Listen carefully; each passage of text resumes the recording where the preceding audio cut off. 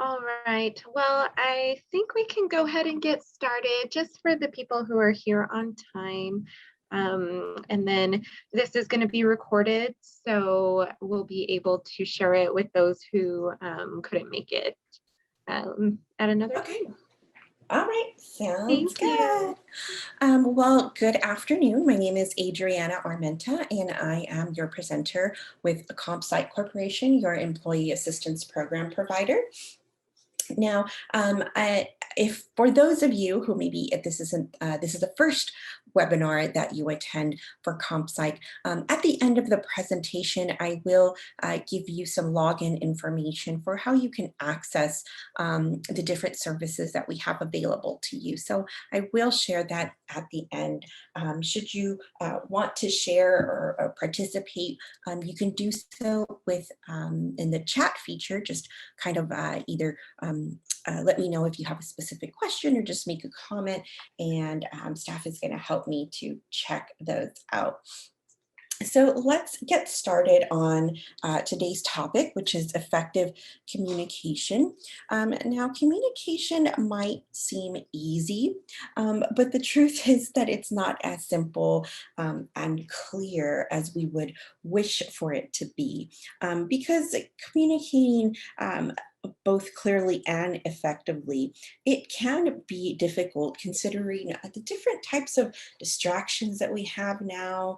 We have a lot of different things thrown at us on a daily basis. But then on top of that, you have cultural barriers, you have, different body language, vocal tone. There's a lot of things for us to consider, which is why we made this webinar. So today, what we're going to be talking about is just learn the top 4 skills for effective communication, discuss the importance of nonverbal communication, recognize some of the barriers to effective communication, and also explore using what we call whole messages. So let's first define what makes a good communicator. What makes somebody a good communicator? Now, you may have your own idea of what that is, and I'd be happy to hear what that criteria is. So think about any adjectives that you would use to describe a good communicator, whether it's detailed, concise, anything in particular that you would want to share. That you think makes a really good communicator.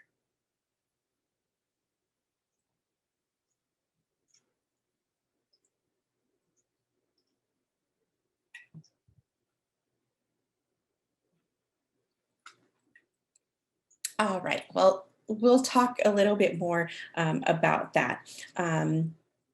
And there are things that also makes someone a poor communicator. And so I want you to think about that as we go along in the presentation. Just keep those 2 questions in mind, just based on your own experience, your own values and beliefs. So the first skill that we're going to be talking about is listening, because it's actually the most important aspect of effective communication. Because successful listening means that we're not just understanding the words or the information that's being communicated, but we're also getting in touch with how the speaker feels about the topic that they're discussing. And so it might seem like it's super easy. Well, okay, well, I'm just going to listen. But being present, actively listening is different. When we're actively listening, we really want to focus fully on the speaker, and we're not just talking about the words that they're saying, but we want to think about his or her body language, what nonverbal cues they're giving out, and we can't do that if we're daydreaming or checking our messages. And sometimes I totally understand we might find it hard to concentrate on some speakers, but sometimes kind of like repeating their words over in your head just so you can kind of stay on track might be a little helpful. We want to avoid interrupting. When we're having, when we're actively listening, we really want to pay attention, our full attention, instead of already thinking about how we're going to respond. And sometimes it might even be a knee-jerk reaction to say, "Oh yeah, me too," or "Oh, I heard something." Around that same subject, right? So we want to avoid interrupting. We want to concentrate again on what they're saying. And we don't want to also give any judgment. We want to avoid seeming judgmental or just being judgmental.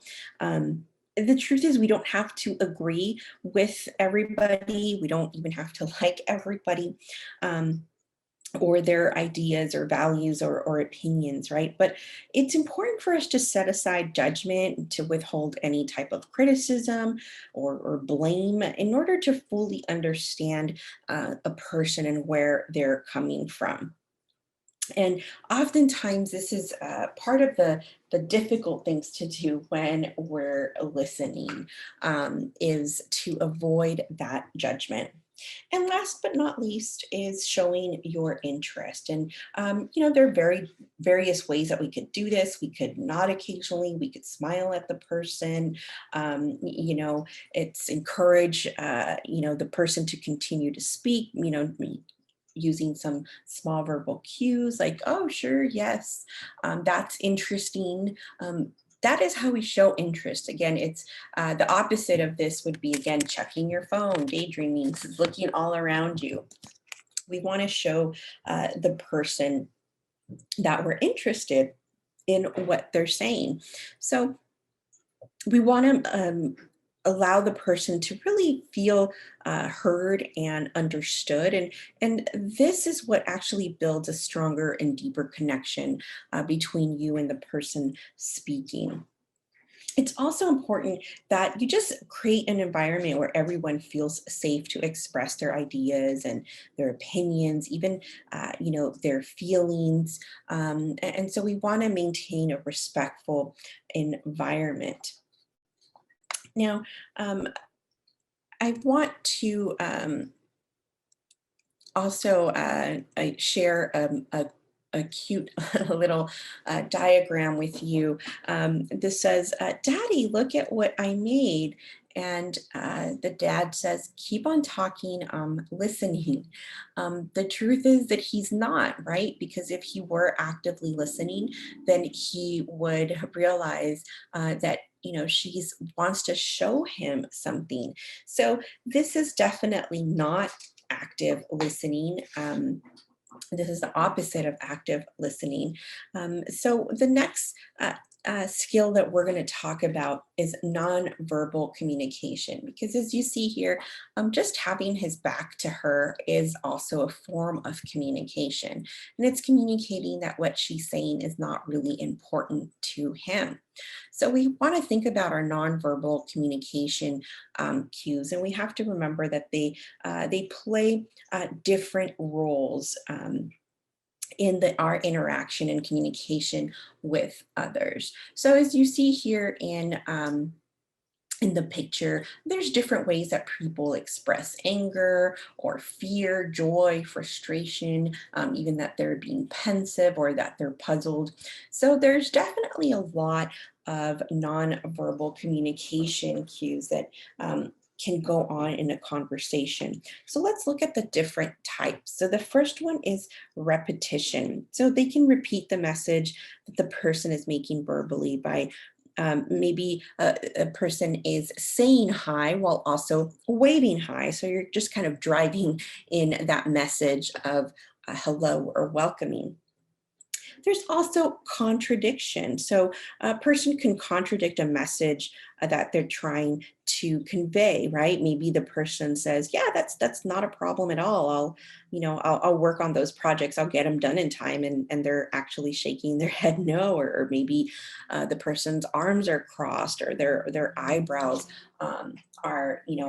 show disdain for what they've just been asked to do. There's also substitution. Person can substitute for a verbal message. So I think about an example would be, a person's eyes can often convey a far more vivid message than words often do, right? So a lot of times we might miss that, right? If we're not, again, paying attention to the person, where we don't realize that, hey, they omitted saying something, but they substituted it with some type of nonverbal. Then there's also complementing. So you can add to or just complement your verbal message. So, for example, a boss or supervisor who pats a person on the back, in addition to giving them praise, like you did a great job on that presentation. You knocked that meeting out of the park, right? And it's very similar also to saying I love you when you're also giving a hug and a kiss to somebody. So it's complimenting. And then last but not least, it's accenting. So they may accent or underline a verbal message. So an example of this would be, pounding on the table to kind of get your point across, right? Or maybe you're swearing at the driver next to you while you're lifting your middle finger. All of that are different types of communication cues, the different types of roles that they play in communication. So it's important for us to kind of think about how we use these skills in communicating with others. Now we're going to talk about the different types of nonverbal communication, because this is a little bit different, right? There's tons of different types, but we're going to be really focusing on a few. And the first one is facial expressions. The truth is that the human face is very, very expressive, right? There's countless of emotions that we can express with our facial expression without even saying a word. And one thing that's very important to note about facial expressions is that they tend to be universal. So the facial expressions for, say, happiness and anger and sadness, right? They're usually the same across all cultures, and we can't say that about language, right? Or even about some other nonverbal. But facial expressions is one of those things that sometimes people might even consider it, having like an involuntary response, right? But this is one of the ones that I think can oftentimes tell us a lot about what the person is thinking or feeling. We also have body movements and posture, right? So the way that you sit or you walk or you stand up or you hold your head, all of that is different types of communication. There's gestures, and we see gestures during every day, right? We wave, we point, we use our hands when maybe we're arguing, or maybe when we're speaking very animated, right? When we're expressing ourselves with gestures. A lot of times, again, we do this without thinking. Now, here is where we have to take note that different gestures can vary between cultures and across cultures, even different regions, right, of different countries, for example. So it's important that we take that into consideration. Then there's eye contact. There is, for some people, eye contact is an especially important type of nonverbal communication. The way that you look at someone can communicate a lot of things, maybe interest or affection, even hostility, right? And eye contact, it's also important to just kind of maintaining the flow of the conversation, and also for gauging, how interested the other person is in the conversation or what their response might mean. However, we have to also keep keep it in the back of our mind that in some cultures, eye contact or direct eye contact is pretty invasive. So we have to think about the cultural relevancy. Then we have touch. We communicate along a lot by touching, whether it's a handshake or a tap on the shoulder or a hug, right? A lot of different types of touch. And again, we have to think about cultural considerations. Then there's space. Have you kind of ever felt uncomfortable during a conversation because the other person was just standing way too close to you and invading your space? Well, the truth is that we all have a need for some type of physical space, kind of like a personal bubble, if you will. But that's going to differentiate between individuals and then culture, situations, also the closeness of the relationship with the other person who you're engaged in conversation with. So you can also communicate with the different types of space that you put between you and the other person. And then we have voice. It's not just how we say things, right? It's how we say it. So it's important for us to remember that when we are speaking, people are also in a way reading our voices, right? So they're paying attention of our pace, of how loud we are, your tone, inflection. So all of that are things that we also take into consideration as nonverbal. Um, and one thing that I did want to add before we move on is that nonverbal communication often can't be faked, right? The truth is that we can't control a lot of these types of communication because they are almost involuntary, right? They're just something that we do, that we're just used to doing, that come naturally to us. Sometimes subconsciously, we might have feelings or thoughts tied into these expressions, but we're not very conscious about them. So I wanted to go over an example of how sometimes our nonverbal communication can seem a little off or can give the wrong message to individuals. So I want to go ahead and read this scenario. Mark believes he gets along great with his colleagues at work, but if you were to ask any of them, they would say that Mark is intimidating and very intense. Rather than just look at you, he seems to devour you with his eyes. And he takes your hand, he lunges to get it, and then squeezes so hard it hurts. Mark is a caring guy who secretly wishes he had more friends, but his nonverbal awkwardness keeps people at a distance and limits his ability to advance at work.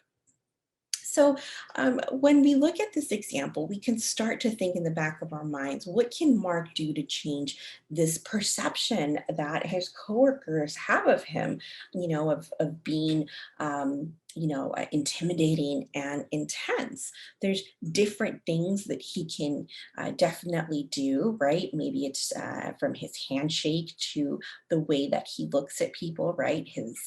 His sight. um, and maybe it's also the personal space. And so, again, we have to keep in mind just how important these nonverbals are because it could convey maybe a message that you don't necessarily want to convey. Now, the third skill for effective communication might seem a little off. Why is managing stress a part of effective communication?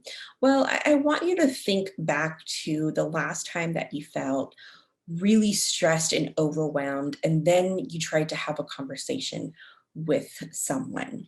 Think about, where was your focus? How did you feel? How did your body feel? What were your feelings towards that other person? Whether or not they were part of what made you stressed out.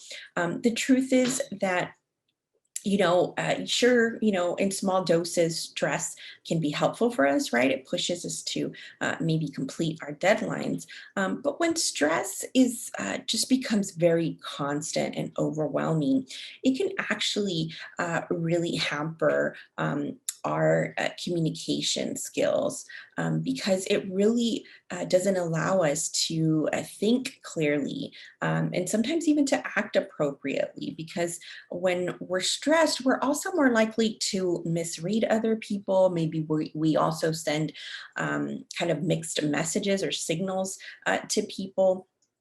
So it's important that we take into account how is stress potentially affecting the way that I communicate with others. So when one of the first things that we have to do when we're trying to manage stress is just recognize it, right? If we don't accept and recognize it, then we can't do anything about it. So you want to recognize when you're becoming stressed. For a lot of people, our body is what lets us know that we're stressed, right? Or maybe it's our stomach, or we're feeling lightheaded, or we have a headache. We have maybe our hands clenched, we're having a difficulty breathing. So you want to ask yourself, what are your stress signals, so that you're able to recognize when you are becoming overwhelmed with emotion. Once you recognize it, then it's important to just kind of take a moment to calm down before continue on with a conversation, or it doesn't mean that you have to completely postpone it for another day. Maybe you just need a few minutes. Maybe you do need a day or a few days, but you want to take a moment to calm down, to just kind of take it all in, and really listen to your body. One thing that can really help is bringing your senses to the rescue. And we can do this by deep breathing, by clenching and relaxing our muscles. We can also recall maybe a soothing experience, right? So, for example, your favorite vacation spot, your favorite spot to kind of de stress, right? So, we want to bring in all of those senses and use them to help us stay in the moment a little bit more, and kind of detach from that maybe emotional turmoil. Looking for humor in any situation can definitely help, right? It's a great way to relieve stress when communicating. But again, it also kind of lightens the mood among you and the other person. And then compromising, be willing to compromise. The truth is, sometimes we're going to have to bend a little. Sometimes we're not going to be able to get exactly what we want. And trying so hard to get exactly what we want oftentimes leads to increased stress, right? But compromise can help you to manage stress, because you're trying to find that middle ground. You're trying to take into account that, hey, the other person isn't completely right or wrong. I'm not completely right or wrong. So how can we compromise to make things better at the moment? And then you also can agree to disagree. Again, a lot of times we really want to change the other person's mind, or we want another person to accept, our point of view. But sometimes just agreeing to disagree, that in itself lowers your stress level, right? Because now you're not making it your goal or your problem to have the other person agree with you. You're just agreeing to disagree. And these are just a few of the things that we can do to manage stress. But again, I want you to think about what are your stress signals, and how do I recognize that, in particular with conversations. Maybe it shows up differently, specifically when you're having a conversation with somebody. And then skill 4 is increasing your emotional awareness. We know that as much as we may not want it to happen, our emotions do play a role in how we communicate with other people, not just at home, but also at work, because it's the way that you feel, right? And a lot of times, the way that we feel is really what motivates us to communicate with others, to share the decisions that we've made. So it's important that you kind of understand your emotions more, and that you're aware of and getting just in touch with those feelings. Um, and again, it's about accepting and recognizing, right? Just like in the slide that we talked about before, um, um, being just accepting that, hey, I have strong emotions about this particular topic, maybe, and recognizing that can help you as you're managing that conversation with the other person. And emotional awareness, it just is another tool for understanding, and not just other people, but yourself as well. And again, we might think that knowing our own feelings is simple, right? But the truth is that a lot of people will try to ignore, push down any strong emotions in particular. So things like anger and sadness and fear. So, but our ability to communicate it does depend on our ability to be connected with these feelings. So, how do we increase some of that emotional awareness? Or I'm sorry, how do we, what does it help us with when we are more emotionally aware? Well, it helps us to be more empathetic towards other people. We just, are able to understand and empathize with people a little bit more. Again, we're more in touch with what other people might be going through. It definitely can help with self understanding. And a lot of times, we might have. Trouble with understanding maybe how we're reacting to a certain situation or how we're talking to somebody. So emotional awareness can really be helpful with that. It also helps us to communicate clearly, even when delivering negative messages. And it's a healthy balance between thinking and feeling. So a lot of people will say, that you're kind of in one or two of these modes. Either you're in the thinking mode or you're in the feeling mode. And a lot of people don't like to kind of allow these two domains to intersect.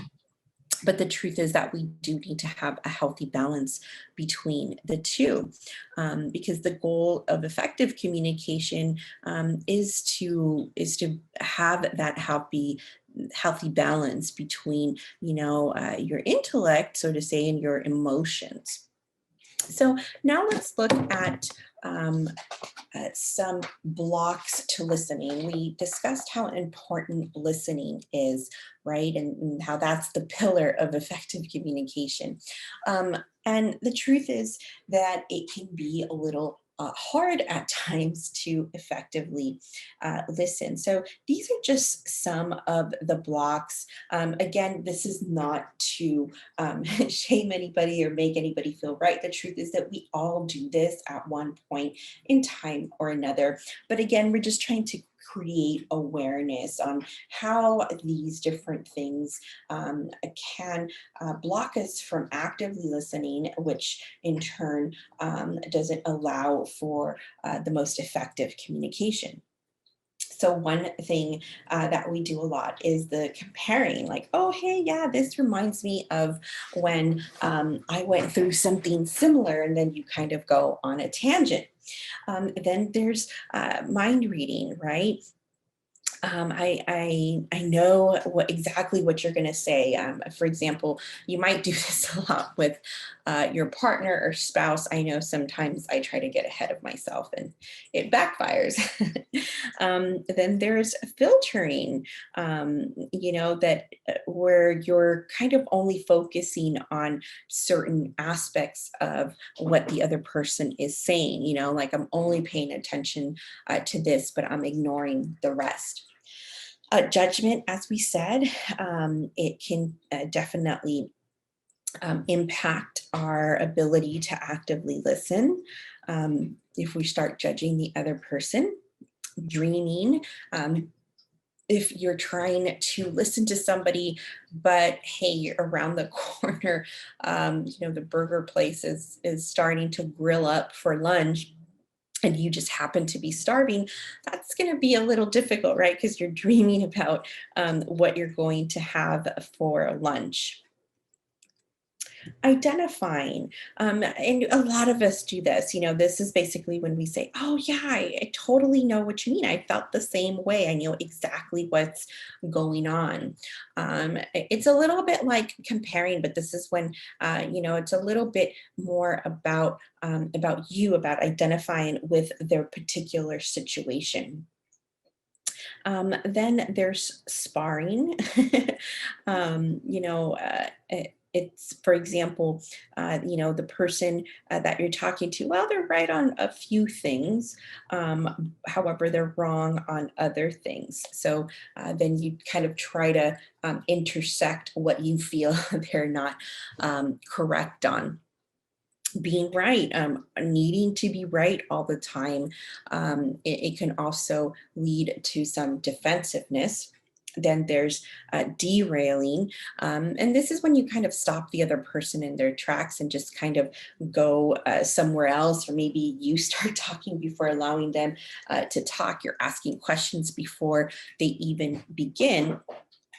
And then placating, a lot of times when we don't want to hear what the other person is saying, or we just don't want to engage, we don't have the ability to fully engage, then, we just start saying, okay, sure, whatever you say, you're the boss. So all of these different blocks, it just kind of takes away from us being in the present moment, because we're just no longer fully listening to what the person is communicating.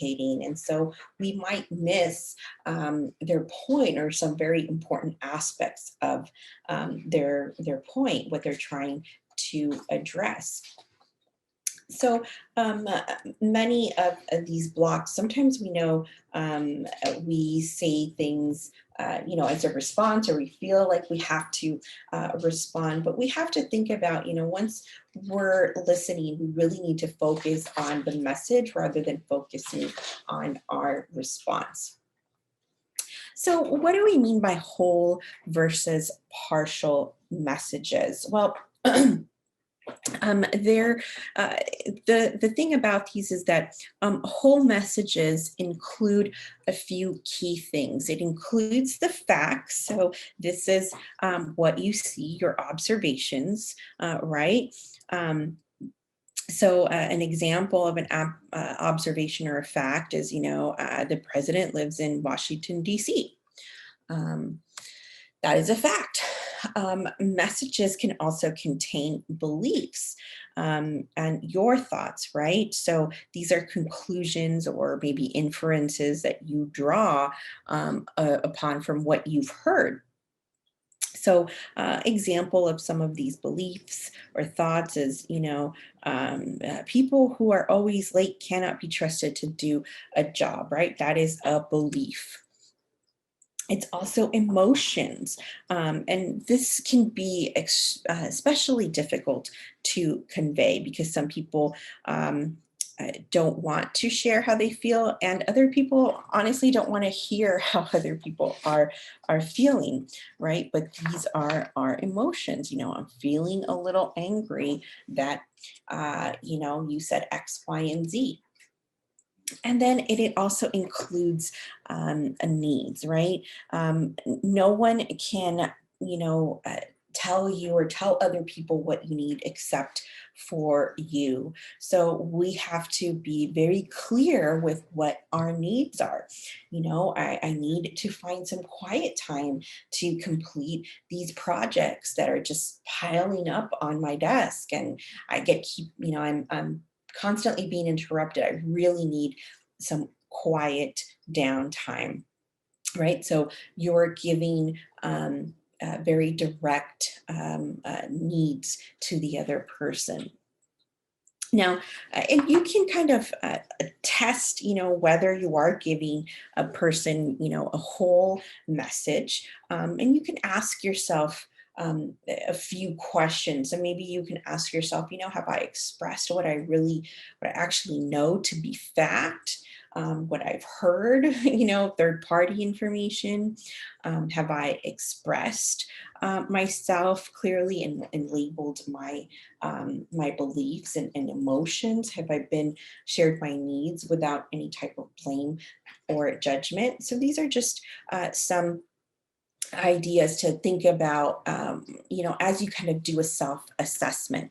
So a partial message is just basically you're leaving out one of these four factors. Maybe you're only doing, facts and emotions, or maybe beliefs and needs, but you're not including the other parts of the message. And then we have contaminated messages, and this is where a lot of times anger and negative emotions come in. So it's not that we're not allowed to express that we're angry, but when we're actively angry in our message, it tends to contaminate it. A lot of times we throw in extra things like sarcasm, or we try to dig into the other person, right? And that does contaminate our message. If we are if our behavior, our tone, all of these things are showing the other person that we're just very, very angry, then it tends to contaminate the message, because usually the person is more, I guess, in tune with what they're seeing than with what they're hearing. So